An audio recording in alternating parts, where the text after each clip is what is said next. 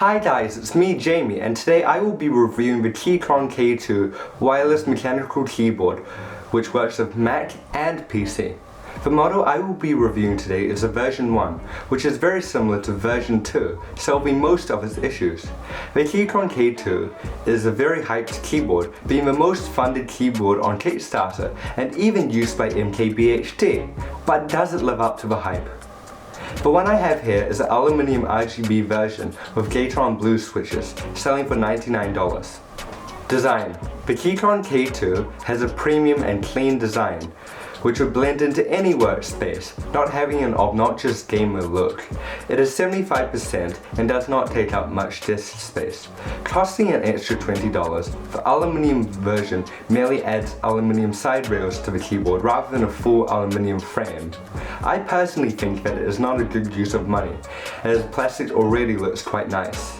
The dark grey and light grey keycap colorway is minimal and classy. It also comes with orange escape and light key, which provide a nice pop to your setup, in addition to the Windows key and keycap puller. The keycaps are ABS and have a nice clean and minimal legend. There are also PBT keycaps sold separately. The keyboard has a white backlight or RGB backlight, which is $10 extra. There are 18 RGB modes such as breathing, cycle, ripple, static, and react, which are a real nice touch. You can also change the color of each mode with function and left and right arrow keys to customize it to your liking in desk setup. To the side of the keyboard are easily accessible controls for Mac and PC, in addition to Bluetooth, off, and cable via the USB-C cable port off to the side. I would like to see a more customizable user experience of the keyboard's lighting and macros like with other keyboard manufacturers through software rather than on-device controls. Coming from a Razer keyboard, the backlighting is not the brightest, but it is still nice to have to match the aesthetic of your setup. Ergonomics. The ergonomics of this keyboard is pretty bad, as it is quite chunky and tall, making your hand fatigued after only a short while. I would strongly suggest to get a wrist rest with the keyboard for prolonged use to maintain ergonomics. It also comes with a feet at the bottom, providing a 6-degree incline for typing. With 84 keys, 3 less than TKO, the Keychron K2 has a 75% form factor. The 75% form factor is ideal with minimal footprint on my desk while still retaining important and commonly used keys, such as a function key row. The lack of a number pad isn't much of an issue for me, but if you do want it, Keychron makes various other versions of the keyboards in various other form factors. Connectivity and battery life. A key selling point of the Keychron K2 is it being wireless. Connectivity is good, with no noticeable latency using this keyboard for general productivity. However, I'm not sure how it will fare with gaming. With Bluetooth, pairing is very easy through pressing the function button and 1, 2, or 3 for 3 seconds. You can easily switch between 3 devices through pressing function 1, 2, or 3. This is especially useful as I can switch between 2 laptops very quickly without having to pair and repair like with other keyboards.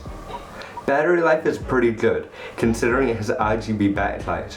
With a large 4000 mAh battery, I can get about 2 weeks of usage on 5 hours a day.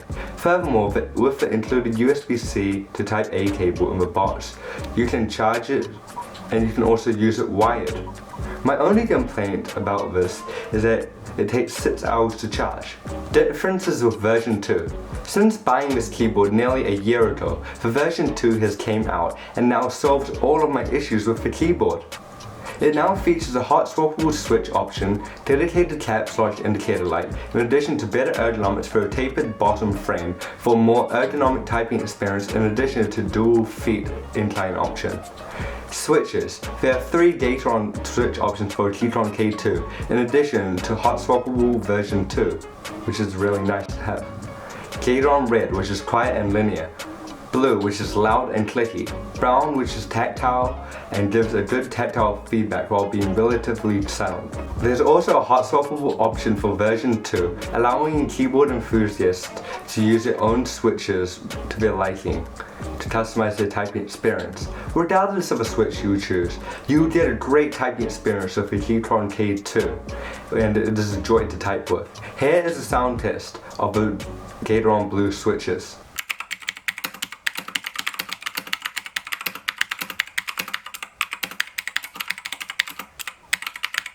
I have the Keychron Blue switches and I love the clicky typing experience, but it is loud, and if you work with other people in an office and don't want to annoy them, I would suggest to go for brown, as they still retain the tactile feeling but have less sound.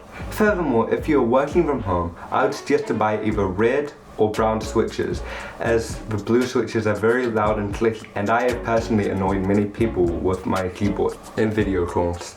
In summary, the Keychron K2 is a great wireless mechanical keyboard with a minimal design which works with both Mac and PC, with version 2 solving most of my issues.